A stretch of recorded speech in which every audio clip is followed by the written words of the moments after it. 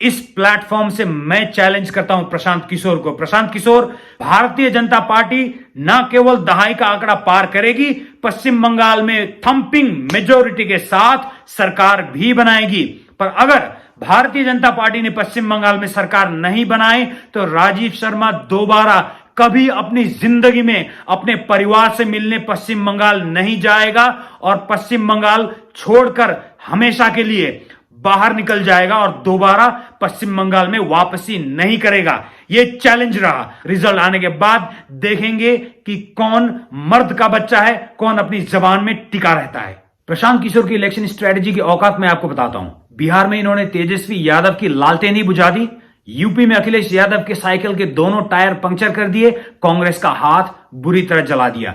हार के बौखलाहट में प्रशांत किशोर इन दिनों दावा करते फिर रहे हैं कि भारतीय जनता पार्टी दहाई का आंकड़ा पार नहीं करेगी और करेगी तो वो इलेक्शन स्ट्रेटजी का काम छोड़ देंगे। छोड़ना तो पड़ेगा आपको, क्योंकि इसके बाद लोगों को पता चल जाएगा कि आपकी स्ट्रेटजी फेल्ड है। आप उतने बड़े स्ट्रेटजिस्ट नहीं हो जितना बड़ा हवा जो बलून आपने फुला रखा है, ये बंगाल के इलेक्शन के बाद फूटने वाला है और इसके बाद आपकी सारी हवा निकल जाएगी।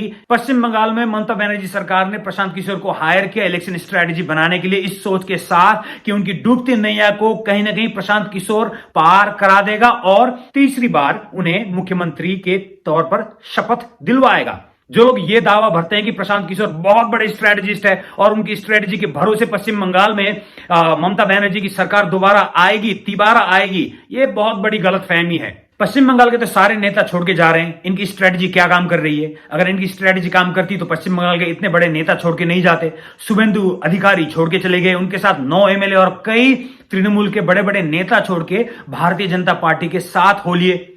अब इनके बड़े बड़े कुछ मंत्री हैं जो सुनने में आ रहा है कि इन्होंने तृणमूल कांग्रेस की बैठक को इग्नोर कर दिया और ये तृणमूल कांग्रेस से काफी नाखुश है। इनमें नाम है पर्यटन मंत्री गौतम देव, चंद्रनाथ सिन्हा, राजीव बैनर्जी। सुनने में आ रहा है कि ये भारतीय जनता पार्टी किसी भी वक्त ज्वाइन कर सकते हैं और इनके साथ बहुत सारे एमएलए और बहुत बड़े बड़े नेता भारतीय जनता पार्टी का दामन थाम सकते हैं। अर्जुन सिंह जो भारतीय जनता पार्टी के पश्चिम बंगाल के नेता है, इन्होंने दावा किया है कि लगभग 65 एमएलए उनके संपर्क में है और जनवरी मिड तक ये सारे भारतीय जनता पार्टी का दामन थामेंगे और इलेक्शन आते आते तृणमूल कांग्रेस अल्पमत में चली जाएगी। ये हाल तृणमूल कांग्रेस का नहीं होता।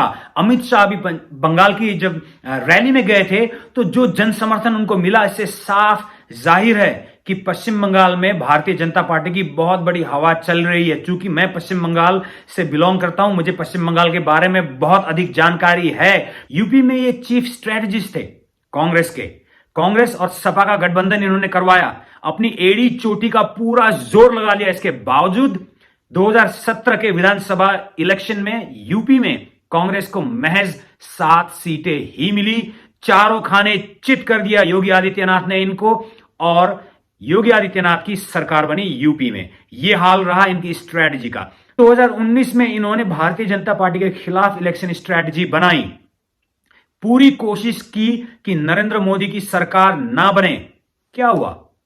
272 2014 में मिले थे और 2019 में 300 प्लस भारतीय जनता पार्टी को सीट मिली और मजबूती से भारतीय जनता पार्टी ने नरेंद्र मोदी की अध्यक्षता में सरकार बनाई और नरेंद्र मोदी दोबारा देश के प्रधानमंत्री बने। तो यहां प्रशांत किशोर की इलेक्शन स्ट्रेटजी धरी की धरी रह गई और उनकी खाट खड़ी की खड़ी हो गई। अब बात करते हैं 2020 के बिहार इलेक्शन की। 2018 में इन्होंने जेडीयू को ज्वाइन किया। उसके बाद इन्हें कहीं ना कहीं लगना शुरू हो गया कि मैं भी पॉलिटिशियन बन सकता हूं और मैं भी मुख्यमंत्री बन सकता हूं।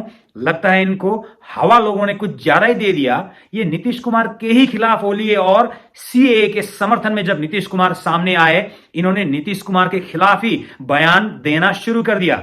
नीतीश कुमार नाराज हो गए और नीतीश ने भी सोचा कि इसको औकात दिखाई देते हैं। नीतीश कुमार ने इनको बाहर का रास्ता दिखा दिया और पार्टी से ही निष्कासित करवा दिया। इसके बाद इन्होंने बिहार में नीतीश के खिलाफ 2020 के इलेक्शन में ठान ली कि नीतीश के खिलाफ सरकार बनानी है और तेजस्वी को जिताने के लिए सब कुछ करने को ये तैयार हो गए। इन्होंने स्ट्रेटजी बहुत सारी बनाई। हालांकि बाहर से इन्होंने दिखाया कि ये किसी भी पॉलिटिकल फिगर के लिए कैंपेनिंग नहीं करेंगे, स्ट्रेटजी नहीं बनाएंगे, पर इन्होंने स्ट्रेटजी बनाई नीतीश कुमार को हराने के लिए इन्होंने पूरी स्ट्रेटजी बनाई, पर वो कहते हैं ना, जो जीता वो ही सिकंदर। बिहार में इनकी स्ट्रेटजी धरी की धरी रह गई। तेजस्वी यादव का लालटेन बुझ गया और वहां भी भगवा खिल गया। एनडीए की दोबारा सरकार बनी और नीतीश कुमार चौथी बार मुख्यमंत्री बने। अगर ये 2015 में नीतीश कुमार को मुख्यमंत्री बनाने के लिए क्रेडिट लेने की कोशिश करते हैं, क्योंकि 2015 में इन्होंने नीतीश कुमार की स्ट्रेटजी बनाई थी, इलेक्शन स्ट्रेटजी की थी इन्होंने, अगर ये कहते हैं कि उस समय एंटी इनकम्बेंसी होने के बावजूद इन्होंने नीतीश कुमार को जिताई, तो ये झूठ है। अगर ऐसा होता तो चौथी बार नीतीश कुमार मुख्यमंत्री नहीं बनते। तेजस्वी को जिताने के लिए पुरजोर ताकत लगाई, इसके बावजूद नीतीश कुमार की सरकार बनी, यानी कि इनकी स्ट्रेटजी 2015 में कोई काम नहीं आई थी।